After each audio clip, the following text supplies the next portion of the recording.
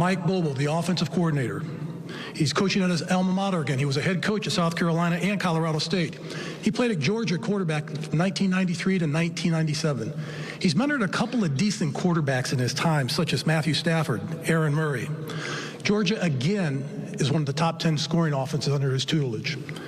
He's a father of 5, and he's got a set of triplets. That's most important to me. Georgia will face Florida State in the Orange Bowl. So let's give it up. Let's see the video of Coach Mike Bobo. Play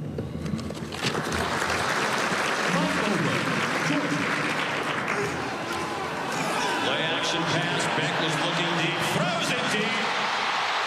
Roseby Jackson has the touchdown. With the first-year starting quarterback, Carson Beck, most expected the Bulldogs offense to take a step back this season. That didn't happen. Mike Bobo's Georgia offense scored at least 30 points in all but one conference game. They passed the 40-point mark 6 times and put up over 50 against both Ole Miss and Kentucky.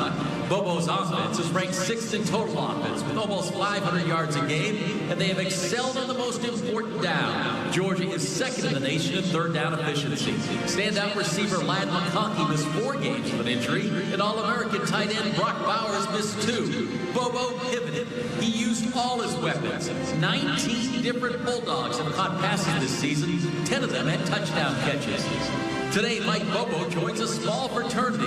11 years ago, he was a Broyles Award finalist in his first stint with Georgia. Please welcome 2-time Broyles Award finalist, Georgia offensive coordinator and quarterbacks coach, Mike Bobo.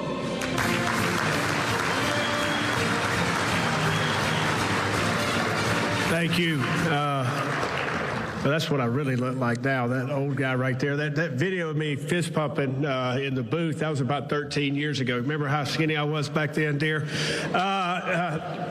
Truly honored to be here at the Broyles Foundation. I can't say enough about the hospitality that's been shown to me and my wife, Betsy, Molly, David, Jim. It's been outstanding, and to be here with these coaches, these finalists. I said last night, we do have one defensive coach down there. You know, most of us offensive guys, but I said last night, a lot of times coaches, we steal and we copy, and a lot of that's done in the off season. But technology now, every week I'm having a young GA or quality control guy go find me, some new screen. Coach Stein's doing it at Oregon.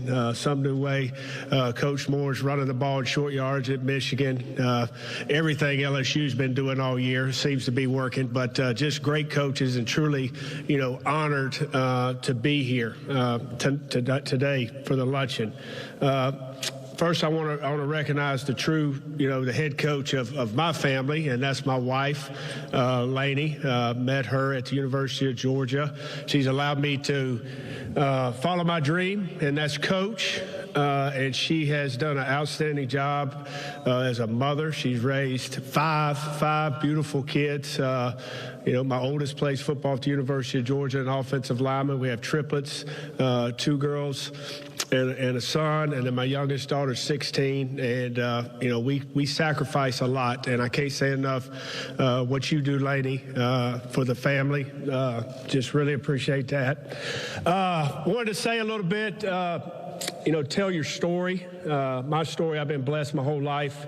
I always wanted to be involved with football. I grew up around football coaches.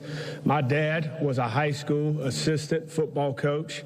And every day when I got out of elementary school or middle school, I was running to that field house. And I wanted to be a part of that football team, that football program, that community, and it just grew. And my dream wasn't really to play college football. It wasn't to play in the NFL. It was to be a part of that community, that football team, because I saw the impact that my father and other coaches had on young men, not just me, but young men in that community. Some of them went on to play in the NFL. Some of them went on to play, win national championships, and some of them went on just to be good husbands, good fathers. And, that's what I wanted to do. I wanted to have a chance to come back and coach high school ball. Fortunately, I played at the University of Georgia and had an opportunity, to get into college coaching. And I can't say enough about my college coaches, Ray Goff and Jim Donnan. Jim Donnan, who's still around in Athens, Athens, Georgia, who's still a very close friend to me and to my family, encouraged me to get into coaching.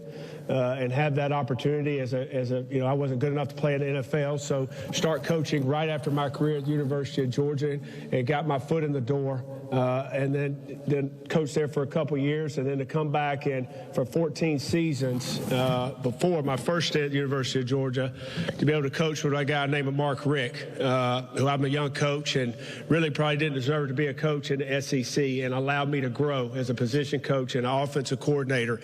Had success and had failures, but was always there for me to encourage me and keep me going. And that's kind of, what I've tried to do in this profession.